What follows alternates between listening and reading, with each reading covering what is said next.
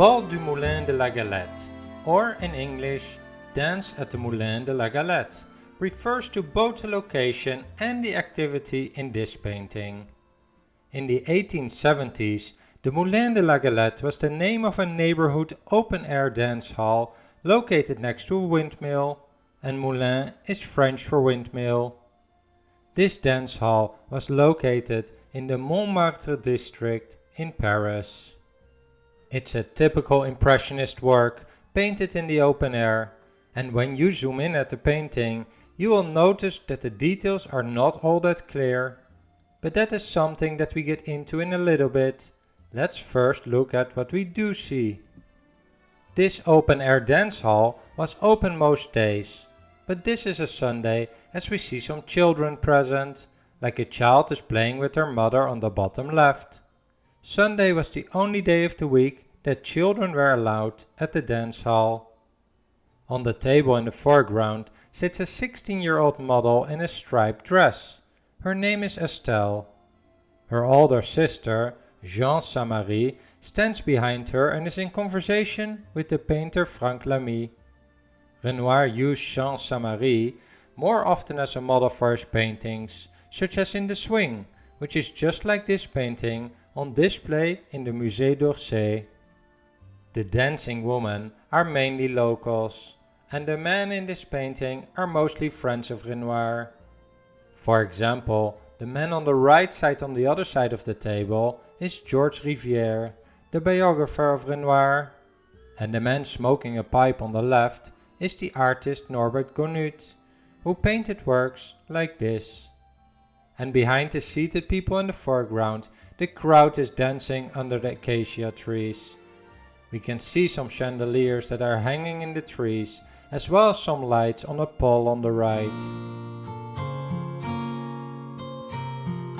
When we zoom in a bit at this painting, we can see that Renoir used pretty loose brushstrokes to paint his work. As a consequence, the painting lacks quite some detail. You can see, for example, the faces of several women look pretty similar.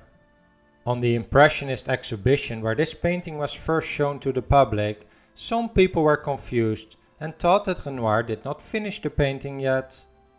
However, Renoir left out many details on purpose, as he understood that the human eye could fill in the details when looking at the painting from a distance.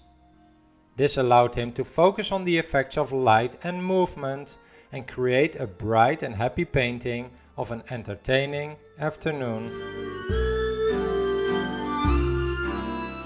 Whereas Renoir omitted some details, he did pay careful attention to the effect of the sunlight on the dancing people. It seems to be a sunny day, but the trees block part of the sunlight. We can see the brighter and darker areas in the painting by looking at the ground and the colors of the dresses of the woman. Look also at the man sitting with his back toward us in the right foreground. He has some light patches on his jacket and hat. This is the result of the sunlight shining through the trees. Open-air dance halls were very popular in 19th century France and were a great source of entertainment for the people. Most people went there not to dance, but just to watch the dancers and enjoy the relaxed atmosphere. Renoir is the only Impressionist artist to depict this theme in his paintings. Renoir attended most of the events at the Moulin de la Galette, sometimes accompanied by other artists like Degas, and he liked to dance there as well. The dance hall in this painting was located in Montmartre, a neighborhood in Paris that was popular among artists in the second half of the 19th century. It was the home to artists like Degas, Manet, Monet, Picasso and Van Gogh. Renoir lived there as well and rented a studio close to the dance hall depicted here. He brought a canvas from his studio to the dance hall to paint. Many people that he knew participated in the dance, and the story goes that on some days when it was windy, some of his friends there had to help him to keep the canvas straight while he was painting. Renoir also painted a smaller version of this painting which is in a private collection. In that version, he leaves out more details. This painting sold in 1990 for $78.1 million, which is still a record for a Renoir painting. It is uncertain which of the two versions has been painted first. Well, I hope you enjoyed this little analysis of one of Renoir's most famous paintings.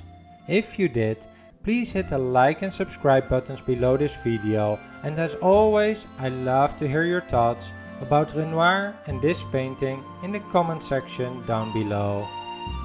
Thanks for watching.